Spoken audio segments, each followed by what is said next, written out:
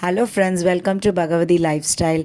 இன்றைக்கி ஒரு அட்டகாசமான டிஷ்ஷோடு வந்திருக்கேன். என்னென்னா ஒயிட் சன்னா மசாலா எப்படி பண்ணுறதுன்னு பார்க்கலாம். சப்பாத்தியோடு சேர்த்து சாப்பிட்டா அட்டகாசமாக இருக்கும். பாருங்கள், வேறு லெவலில். வாங்க வீடியோக்குள்ளே போகலாம். ஃபஸ்ட்டு ஒரு பேன் எடுத்துக்கோங்க. அதுக்கு ஒரு குழிக்கரண்டி எண்ணெய் விட்டுக்கோங்க. நான் 1/4 கிலோ ஒயிட் சன்னா எடுத்திருக்கேன். ஸோ அதனால் ஒரு குழிக்கரண்டி எண்ணெய். அதுக்கு 2 வெங்காயம் சின்னதாக நல்லா ஃபைனாக சாப் பண்ணிக்கோங்க. ஸோ அதை நான் ஆட் பண்ணிட்டேன். அது கூடவே நம்ம சேர்த்து ஸ்பைசஸையும் ஆட் பண்ணுறோம். ஒரு பே லீஃப், பிரிஞ்சி இலை அண்டு லவங்கம் ஒரு 3, ஒரு 2 ஏலக்காய், கொஞ்சோண்டு சோம்பு போதும் அதுவே.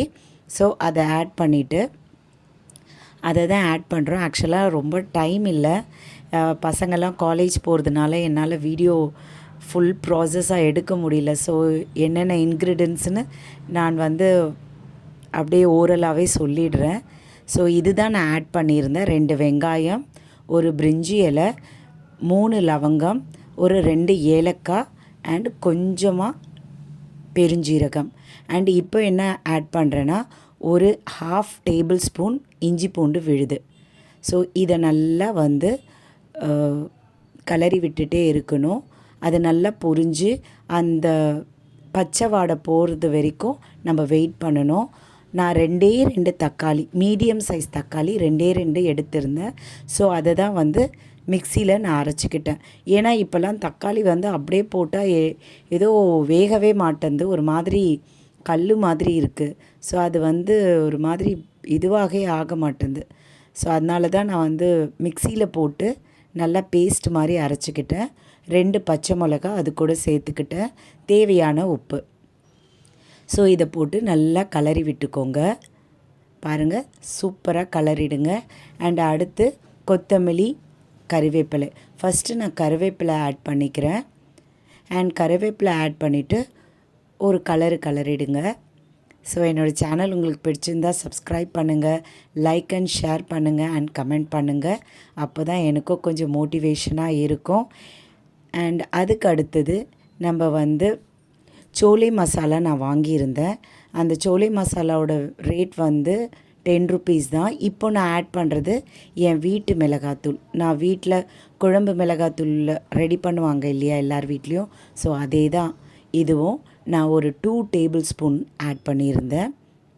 ஸோ இதோட வீடியோ வேணும்னா கூட நான் உங்களுக்கு அப்லோட் பண்ணுறேன். அண்ட் கொஞ்சம் போல் தண்ணி விட்டுக்கோங்க. லைட்டாக ஒரு 1/2 டம்ளர் தண்ணி விட்டுக்கோங்க. அதை அப்படியே கலரி விடுங்க. அது அந்த மிளகாத்தூள் நல்லா பொரிஞ்சு வரணும், அது வரைக்கும் கலரி விட்டுக்கோங்க. அதுக்கு அடுத்தது இந்த சென்னா, ஒயிட் சென்னா இருக்குது இல்லைங்களா, வேக வச்சு எடுத்தது, அது கீழே நான் தண்ணி எடுத்து வச்சுருக்கேன். ஏன்னா அந்த தண்ணி நமக்கு தேவைப்படும். இது காஷ்மீர் சில்லி. ஸோ இது எதுக்குன்னா நான் கலருக்காக ஆட் பண்ணுறேன். இதில் காரம் ஒன்றும் அவ்வளோவா இருக்காது, எல்லாருக்குமே இது தெரியும்.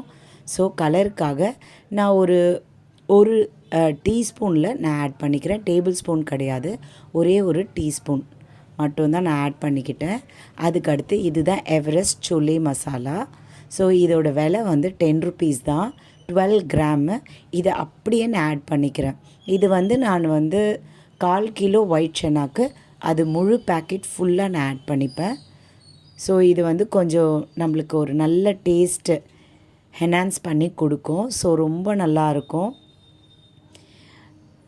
எல்லாம் ஃபஸ்ட்டு மிளகாத்தூள் போட்டுக்கணும், கொஞ்சம் தண்ணி விட்டுக்கணும். அதுக்கு அடுத்தது தான் நம்ம இந்த சோலை மசாலாவை ஆட் பண்ணோம். இது பாருங்கள் எவ்வளோ அழகாக நல்லா சாஃப்டாக வெந்திருக்கு. கடலை இந்த மாதிரி இந்த பதத்துக்கு தான் நம்ம வேக வைக்கணும். சில பேர்லாம் ஹாஃப் குக் பண்ணுவாங்க. அப்புறமா சரி நம்ம குழம்புலையே அது வெந்துடும் அப்படின்ற மாதிரி நினைப்பாங்க. அப்படியெல்லாம் வேண்டாம். ஏன்னா நம்ம சப்பாத்தி கூட சேர்த்து சாப்பிட்றதுனால நல்லா சூப்பராக ஒரு சாஃப்டாக வெந்திருக்கணும். அந்த பதத்துக்கு தான் இது நல்லா இருக்கும். பாருங்கள், இதை நல்லா கலரி விடணும். கலரி விட்டு நம்ம அந்த தண்ணி வச்சுருந்தோம் இல்லைங்களா, சோலை ஒயிட் சன்னாவோட தண்ணி வச்சுருந்தோம் இல்லைங்களா, அதையும் நம்ம தேவைக்கு நம்ம ஆட் பண்ணிக்கணும். நம்ம சப்பாத்தி ஒரு கிரேவி கன்சிஸ்டன்சிக்கு வரணும். ஸோ அந்த பதத்துக்கு வந்த அப்புறம் நம்ம வந்து ஆஃப் பண்ணிடணும். பாருங்கள் எவ்வளோ, எல்லா தண்ணியும் நான் விட மாட்டேன், தேவையான தண்ணி மட்டும். ஸோ அந்த மீதம் உள்ள தண்ணியில் நான் ரசம் வச்சுடுவேன். ஸோ ரொம்ப நல்லாயிருக்கும். ஒயிட் சென்னாவோட அந்த தண்ணியில் ரசம் வச்சா அட்டகாசமான டேஸ்ட்டு. ஸோ அதுக்காக தான் நான் அப்படியே வச்சுருக்கேன். ஸோ இந்த தண்ணி இதுக்கு போதும். அப்போ தான் சப்பாத்தியோடு சேர்த்து சாப்பிட்றதுக்கு ரொம்ப அல்டிமேட் டேஸ்ட்டாக இருக்கும். சோலே மசாலாவுக்கு இந்த பவுடர் அந்த எவரெஸ்ட் பவுடர் வந்து நம்ம சேர்த்தோன்னா அப்படியே சூப்பர் டேஸ்ட்டில் இருக்கும். அல்டிமேட் டேஸ்ட்டுங்க, வேறு லெவலாக இருக்கும். பாருங்கள் சூப்பராக இருக்குது. அண்ட் நல்ல ஒரு கொதி வரணும். இந்த கொதி வந்து ஒரு 5 நிமிஷம் விடணும். பாருங்கள் சென்னா எப்படி அந்த மசாலாவோடு நல்ல merge ஆகிருக்கு. ஸோ இந்த தருவாயில் நம்ம கார்னிஷ்க்கு கொத்தமல்லியை போட்டு ஸ்டவ் ஆஃப் பண்ணிவிடுங்க. ஸோ அவ்வளோதான். செம்ம டேஸ்ட்டாக இருந்ததுங்க, சூப்பர் டேஸ்ட்டு, எக்ஸலண்ட்டாக இருந்தது. இது கொத்தமல்லி தான் நான் போடுறேன். பாருங்கள் சூப்பர் டேஸ்ட்டில் இருக்கும். ஸோ இந்த ஸ்டைலில் பண்ணி பார்த்து நீங்கள் எப்படி இருக்குன்னு சொல்லுங்கள். சூப்பராக டெலிஷியஸாக இருக்கும். ஸோ சப்பாத்தி ஏற்கனவே நான் சுட்டு வச்சுட்டேன். ஸோ அந்த சப்பாத்தியோட இந்த சன்னா மசாலா வச்சு சாப்பிடும் போது அட்டகாசமான டேஸ்ட்டாக இருந்தது, வேறு லெவலில் இருந்தது.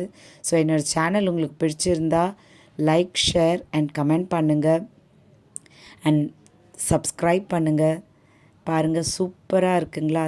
தேங்க்யூ ஃபார் வாட்சிங். Thank you so much.